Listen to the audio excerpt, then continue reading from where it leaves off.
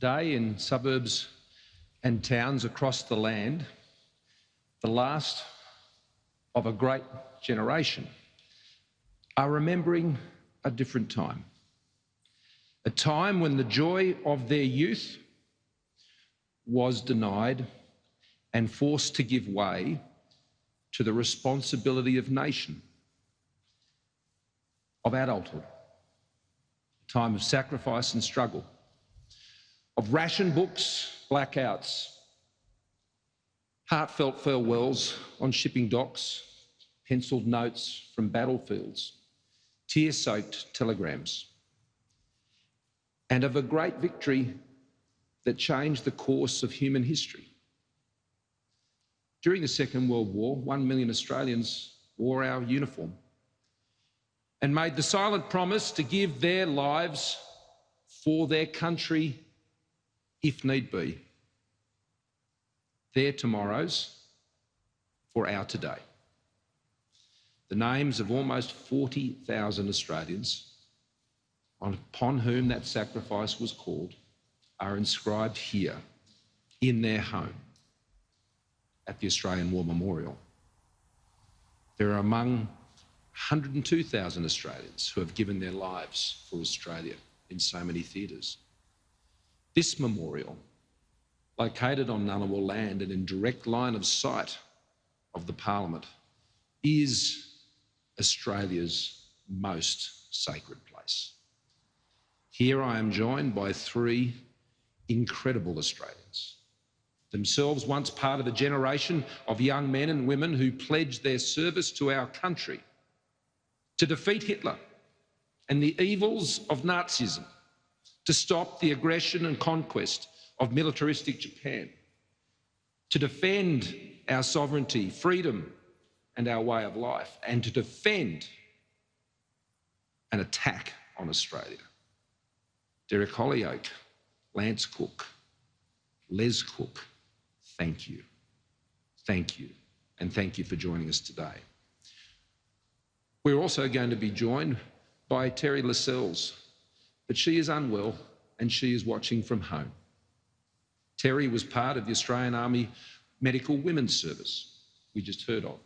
She nursed men in traction, cared for emaciated prisoners of war and tended to burn victims. Difficult work.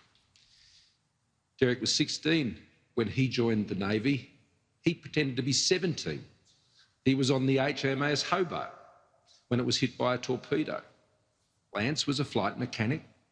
He kept our Beaufighters in the air. He checked every spark plug to keep our pilots and navigators safe. And he said, they were my mates. And Les, like Derek, tried to enlist at 16, except the enlisting officer told him to try the Scouts. Les wasn't perturbed. He returned at 17, and his dad signed up too. Why did Les join up? He put it simply. It was the thing to do. You didn't give it a second thought. There was another reason too. He said to stop the bully. No truer words have been spoken, for that's what happened. That's what they did. A country of 7 million Australians united and became one in a mighty national effort to defend human civilisation from the bullies who sought to destroy it.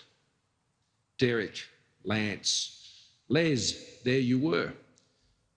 Boys who helped free a world and be great men. You marched, you sailed, you flew in planes like the Kitty Hawk Polly behind me. You peered through binoculars and pored over maps. You washed the mud off your rifles in rivers and swatted mosquitoes in jungles. You said prayers on ships as the bodies of dead friends were committed to the deep. You battled sunstorms, snowstorms and torrential rain while carrying the heavy load of your packs, this generation. You did all this with your nation behind you and always in your mind. Everyone played their part, living up to the call of then Prime Minister Curtin, who said, no one else can do your share. True then, true today. Australia wasn't alone. We stood with our allies and our friends. This was a global fight.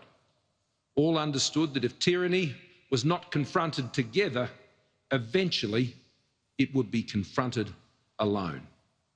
True then, true today.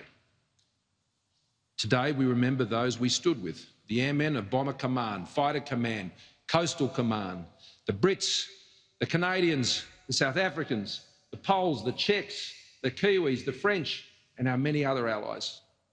The Russians who withstood and turned back the Nazi war machine, the Indians who stood alongside us in Tobruk, in Singapore and elsewhere, the villagers and local people in Thailand, in Burma, in Borneo, and even Japan, who defied the authorities and smuggled food to our POWs.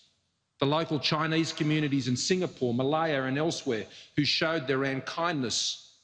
And how can we ever forget, as I constantly relay to Prime Minister Marape in Papua New Guinea, the Fuzzy Wuzzy Angels of New Guinea, the wonderful Solomon Islanders and all of our Pacific Island family and friends.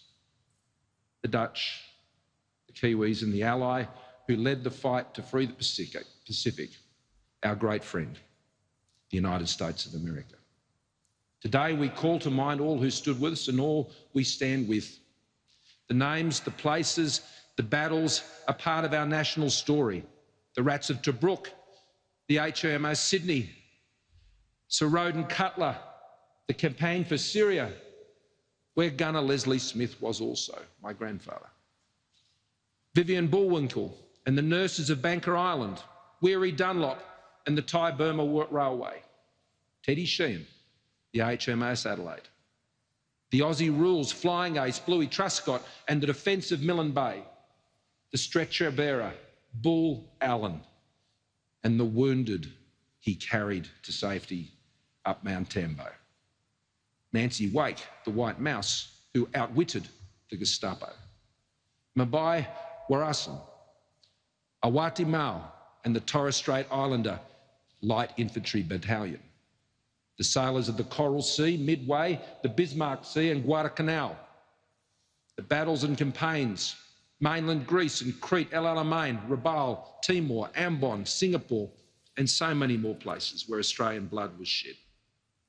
All of which was part of one great national effort. So Ben Chifley declared 75 years ago, fellow citizens, the war is over. On that day, Australians, which was seen, spilled into the streets, laughter, dancing, thanksgiving, joy overflowed our nation. Derek was in Adelaide that day. He said everyone went mad with joy. Everyone was kissed. The police were kissed. The horses were kissed. He said everyone got kissed, but him. And from that victory, the most remarkable thing happened. From the ruins of war, sworn enemies became our devoted friends. And as I think of the peace that emerged, I think of Darwin today. The walk from war to peace to friendship has taken many steps. Small and big, they have all mattered. About 15 years after the end of the war, a Japanese salvage company was given the contract to salvage the wreckage that lay in Darwin Harbour. Amongst the metal salvage was bronze from the Australian merchant vessel Zealandia.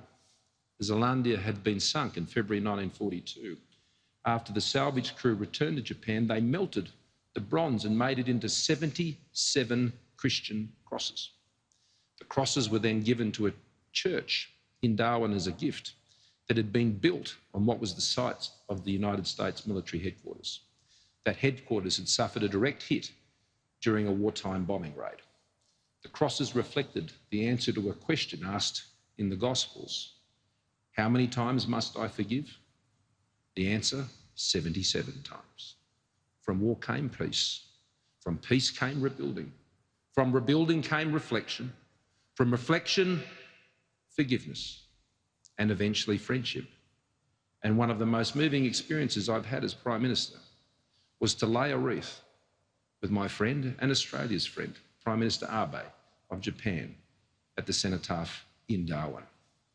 A complete journey. Prime Minister of Australia and the Prime Minister of Japan standing side by side, honouring Australia's fallen in Darwin. Now, true friends and partners, so Derek, Lance and Les, and the veterans like Terry who are watching elsewhere, that is the world you fought for. That is the world you created. And now, in your sunset, we honour you. We honour your generation. In my view, Australia's greatest. And we say thank you. You won a war. You secured the peace. And along with so many more, saved civilisation. Your deeds will never be forgotten. And we pledge this day to always be a good as country and always to be as courageous as you. Courage, mateship, endurance, sacrifice. May God bless you. May God bless Australia.